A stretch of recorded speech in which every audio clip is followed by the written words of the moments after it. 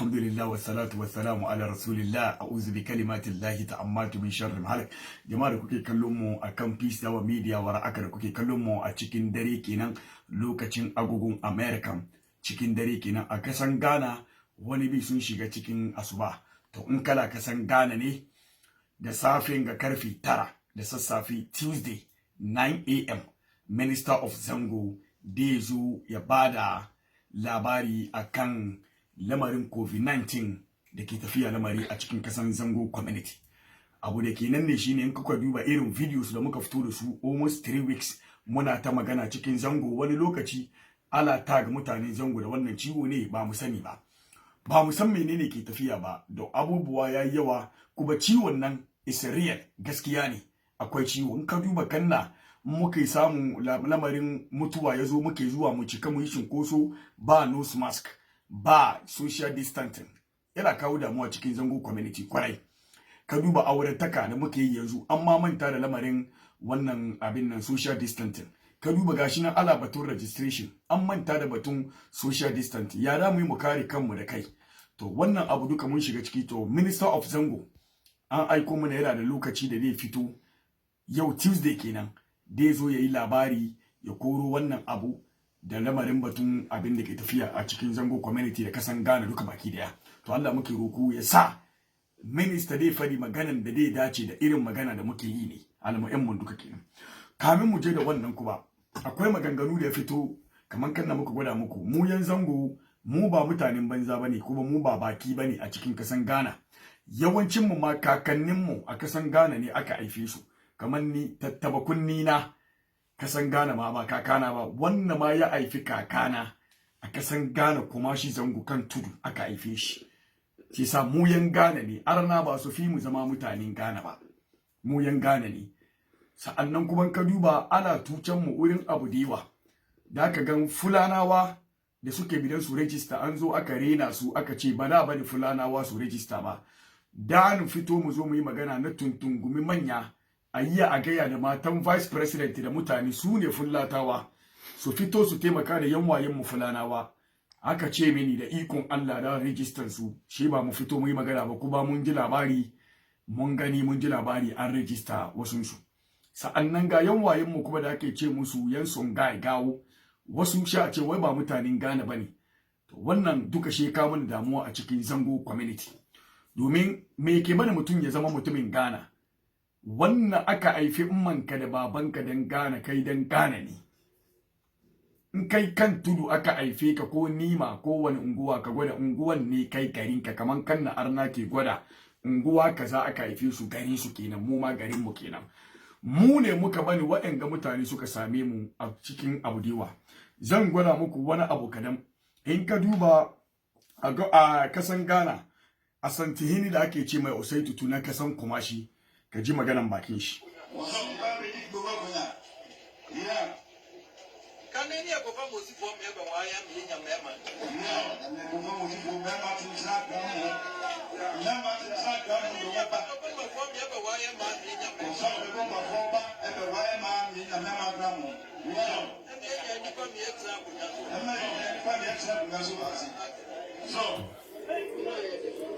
In ka saurare a Santihini da kanshi ya ce wai damanin da ana doko da Gombawa da Musawa yan Zango su zo su kwana da matan arna Asantawa su aifu musu maza mutane dogo. Shi sa bari ka sani, mu da kake kallon ga yau Asantawa kasan Ghana ma ba Asanti, mu zalla ne ma kawai aka haifi musu, kakannin mu suka aure su, bewa suka haifu da su kwarai. Domin Asantawa ba dogo ciki, guntaye ne kuma mata ne. Karshen Asanti shine Santo, wannan ya mutu, karshen su kenan. Duka ba wani Asanti ciki. Mu haka muke kallo don ga bakin su suna fari. In ka duba tarihi a kasan Ghana, mu ba mutanen banza bane. Producer ba ma person kakra na then we can get a chance. West Africa iso na omu ba Senegal em so West Africa e be diga. Na no mu nyina moa e ba ntakesim na ye kan da gumba kasem Ghana no. Enianom apako semwa ye kan wasem di free. E ho na ye na no mutie. Asasi Ghana no nipa pa na omuti so no ye na nanom a omo she batakari di bu mbra titi omo na omo ti muslimi osum ne kasa omo na omo sum no omo kwaso dem ko sua makaranta islamic for ana ni e wo yen mu so itutu ntuma se na mayeti we na ya himie no ne friend traditional rulers no sa ni pa mi no na asase no omo ti so pa eye asase kitwa e fini takese wanganga full video yana nan kana so dan yambaka suna gwada muku kakanninmu nan su ne suka zama na mayan Ghana. Zamanin da in ka duba cikin kudin Ghana akwai fan 10, fan 5, fan 6, fan 9. A cikin kudin Ghana ma ala kara yaren Hausa. In ka je daga Bantuma inda kake ji ake ce mai Bantuma. Dagombanci ne ba maganan garin kowa bane. Bantuma a cikin dagombanci ne.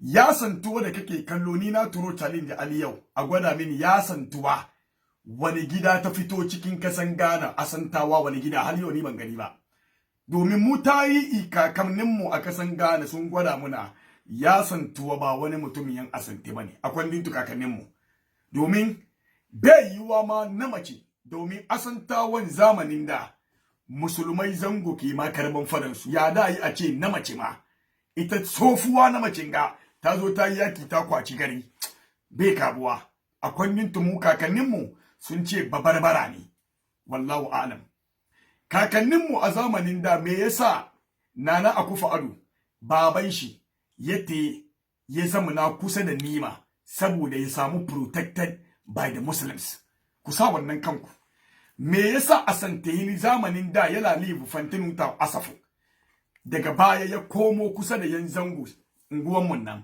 daga kumashi me yasa ya komo kusa da mu saboda to get protected by the what the muslims in ka je daga museum Ghana zaka je kaga suwa suka te yaki sunan musulmai da ka ga yafi yawa in ka je Kingsway daga kumashi na taba yin video shi yana kan page ga ce ka duba wannan dogon abu da ke aje daga Kingsway edum zaka gan waɗanda suka karbi da Ghana inci sunan musulmai yafi yawa to amma ya muka yi yau muka te baya tsakanin mu da ku ne to wurin wannan abu da kake kallo ake zuwa COVID-19 a buga sunan mu ayi mana wan to mu ke so farko na zo da wani audio na zo na yi magana akan wannan wata budurwa da ta yi mana daga post office wurin ka gan abin da ake walakantar da musulmai na yi wannan program dan kuma kara ko jama'a kuma su ji good morning or afternoon. Machamena enra o brother buy am in kasaya. Me pa wacho na yenya ready ntina requirements no mentimin ka bincheo. Me pa wacho Muslim names no this time because of COVID no mo dia bawo. Me pa wacho Muslim names or say example obi the Abdul Karim Razak, obi the Abdul Razak, obi the Abdul this. Mudine sese.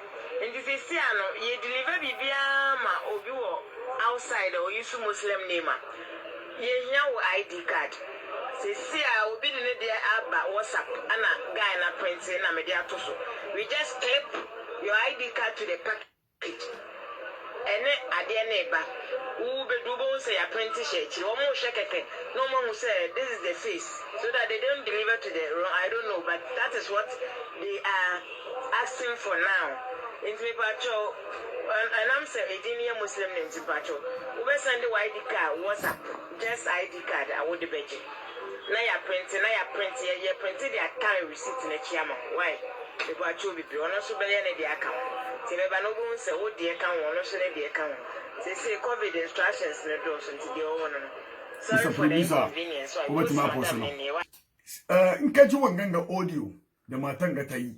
Wai saboda wannan COVID-19 sunan musulmai wannan daga Kumashi post office kenan mun zo muku kuma abin da ya faru daga Accra amma kamin mu je zamu buga muku kuma daga Accra wani ya te daga post office shi kuma ga abin da ya faru mai tsakamani mu ji da wannan magana. Assalamu alaikum wa rahmatullahi wa barakatuh. Peace down media.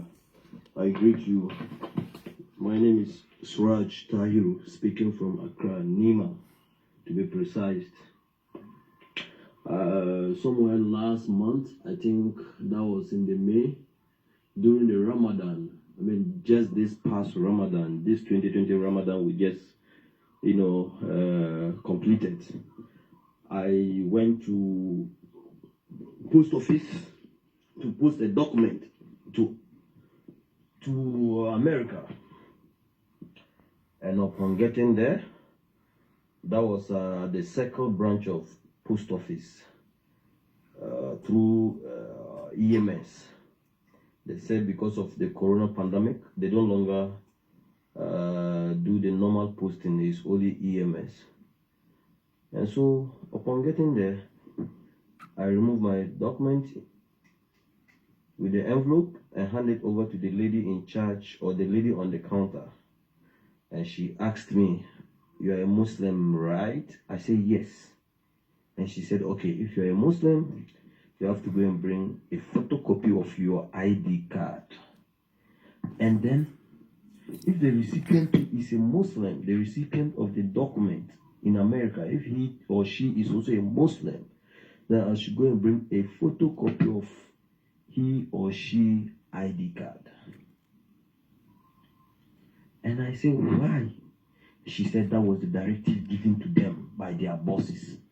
I said, "What? This is incredible." And I went further to ask her if I was a Christian. She said, "Then if you are a Christian, we will not demand a photocopy of your ID card." And I said, "What if a recipient is a Christian?" She said, "If he or she is a Christian, they will not demand her ID card or his ID card." And I said, "So if I don't have the ID card as a Muslim, what will I do?" She said, "Then they cannot send the document. They are sorry." I said, "You mean this is coming from your management, a directive from your management?" And the lady confirmed to me, "Yes, from their management. And so for them, they cannot say anything. They are just mere workers." That's according to the girl in charge.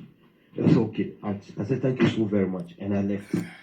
Went out, Googled, and picked a number from the Zongo ministry. That's the ministry of Zongo and Inner City, which is also in Accra here.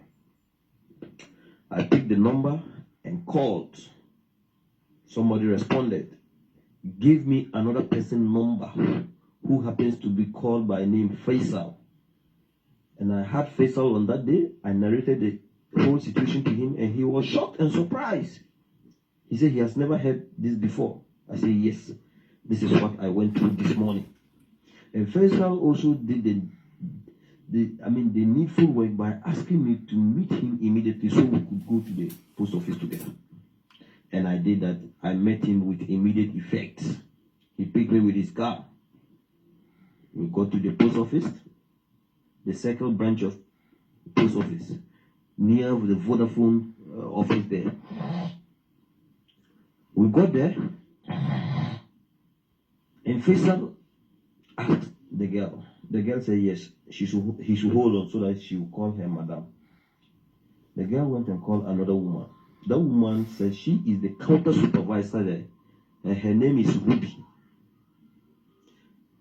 Faisal asked her, "This gentleman came to post a letter, and you could say if she's a Muslim, he will not be able to post unless he provide a photocopy of his ID."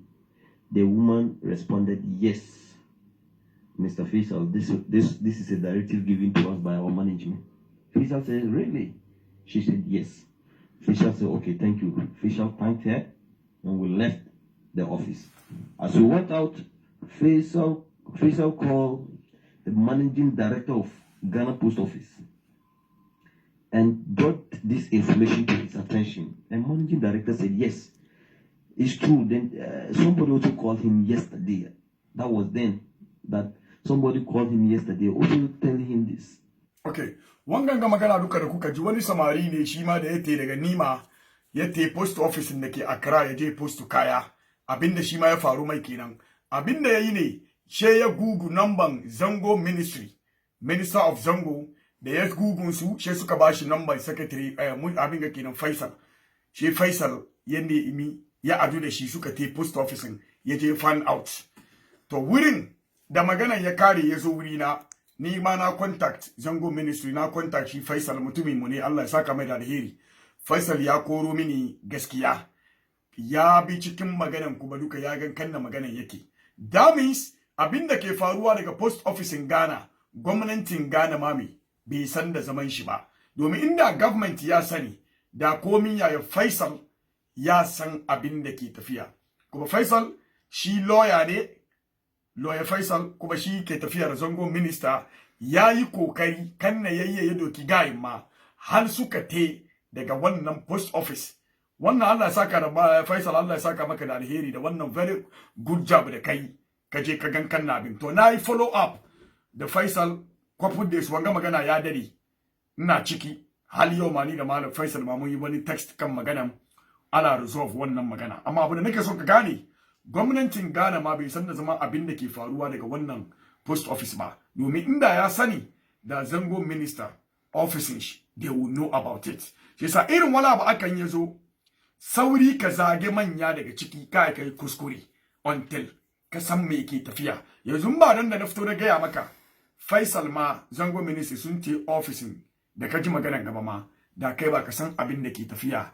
Waɗanda muke shawara mun magana yazo ba komai ne muke react gaba daya until muka ga ina maganar gaskiya yake. Shi yasa wannan magana kenan aji. Sa'annan abu da nake son mu gane, ministan zango gobe ko yau ga Tuesday ga abin da zai zo yayi daga kan batun COVID-19 in zango community and inner city nan, muna son mu gan ya abin yake pandemic cikin zangon mu, me ke faruwa mo a cikin maganganun da muke zuwa. This is what we need to know much more. Insha Allah Mustafa Amid na san da aka bada mu ji mo magana da ke tafiya. Karshen magana da zamu tere shi shine magana ya zo Vice President in Ghana Dr. Mahmoud Bawumia ya zo ya ba Kumasi Central Mosque wani kudi da aka ce da biya wani abin gambatun London Kumasi Central Mosque da taxes ya taru kai ya taimaka, suna da wani ya kawo ya taimaka aka bayi. Bayan wannan video ya fito aka ji labari, samaru na mun gani kan Facebook, masu comment masu yin video, wasu ma asula zagin sarakai da wasu malumma. Abu da nake son ka gane, inda babanka sarki ne ko babanka na cikin malamin nan, ko kai da baka zage-zagen da kake yi. Amma abin da nake so ka gane, Allah shiryar da mu da ku duka baki daya.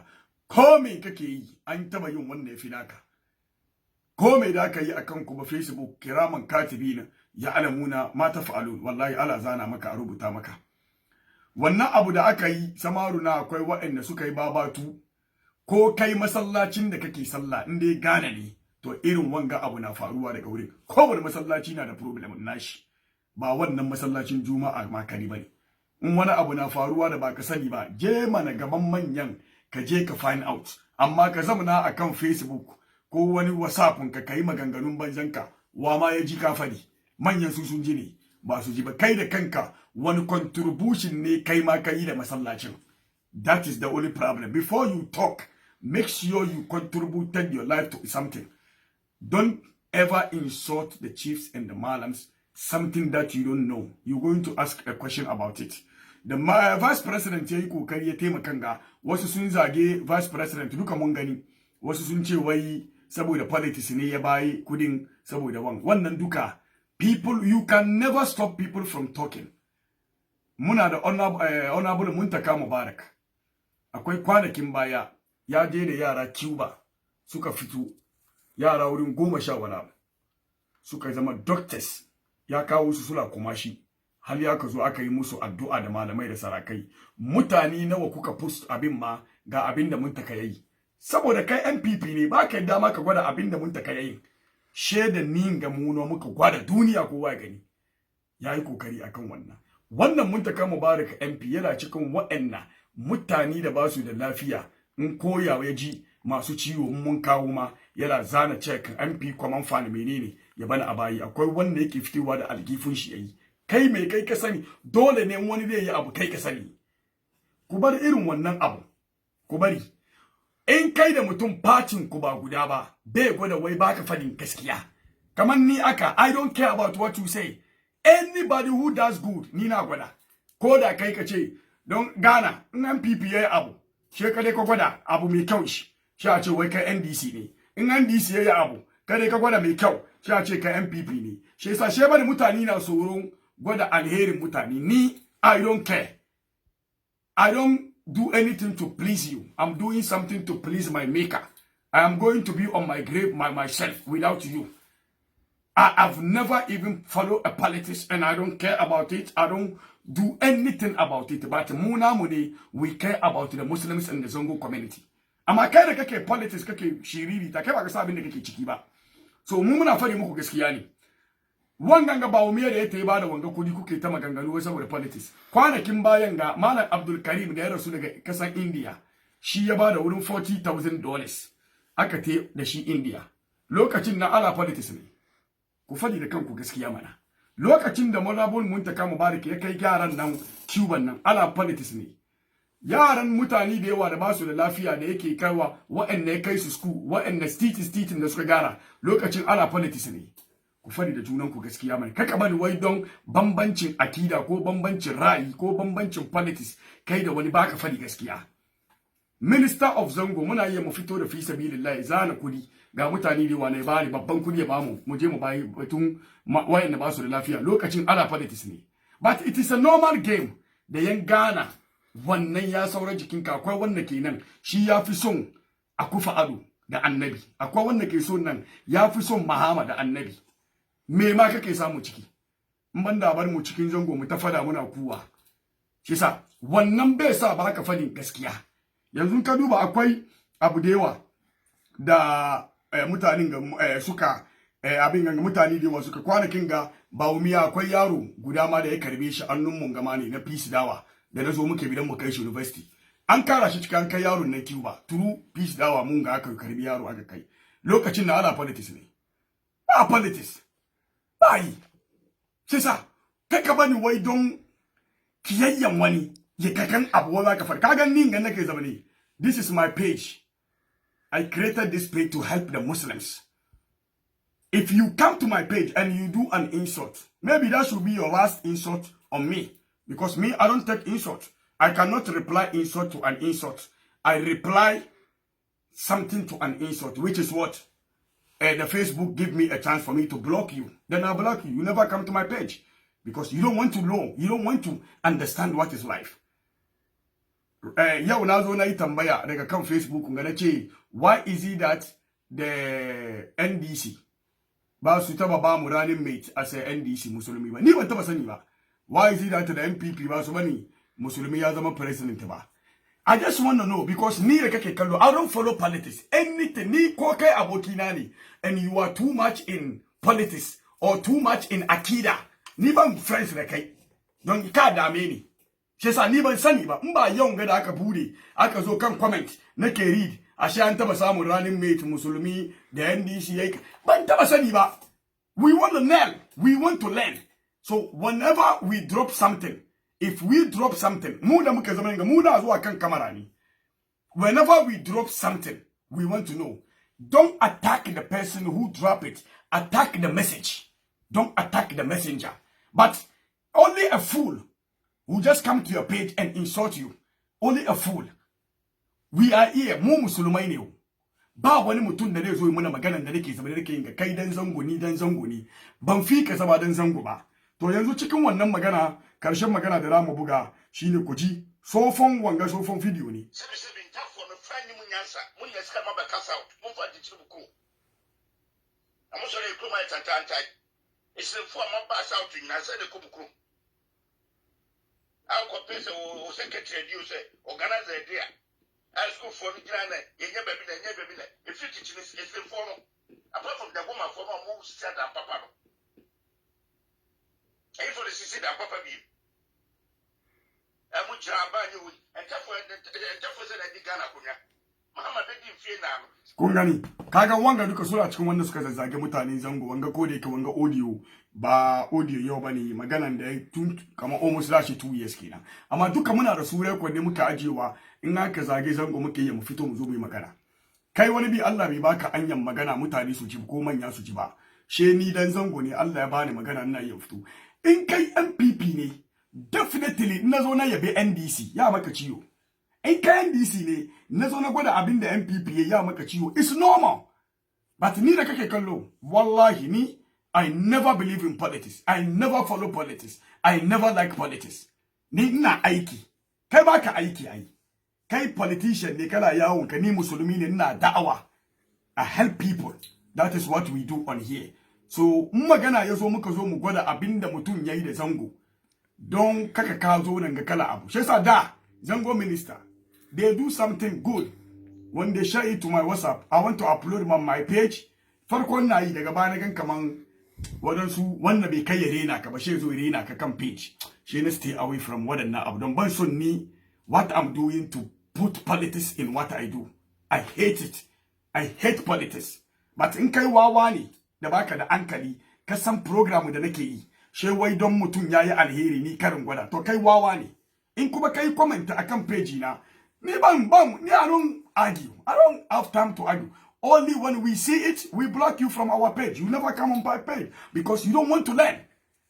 Isa wangan ganangana aiko muku ministan zangu ya fito zo yayi bayani mu ji abin da ni fadi ni ne naku abokin malum mangana ko da ka ce da push up ke mu yi wani magana ya dame ka yafi mini wanda muka yi daidai Allah ka karba a'udhu bi kalimatillahi ta'ammatu min sharri ma halak Allahumma salli ala Muhammadin wa ala alihi wa sallam. Assalamu alaikum.